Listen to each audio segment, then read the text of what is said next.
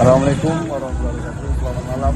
Polantas Baru Hadir bersama dengan saya Bunda Imam Julian dari Satuan Lintas Polri Salam melaporkan pada hari ini Kamis tanggal 20 Juni pukul 21.00 waktu Indonesia bagian Barat. Kami dari Satuan Lintas Polri Salam melaksanakan kegiatan pengamanan dan pengaturan lalu lintas dalam rangka kegiatan MTQ ke-8 Kota Cikalong.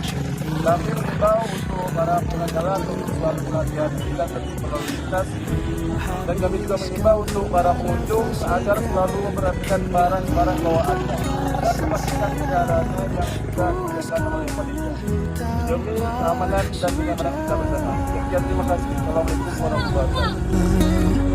Engkau masih berjuang, berwajah ceria di balik resah.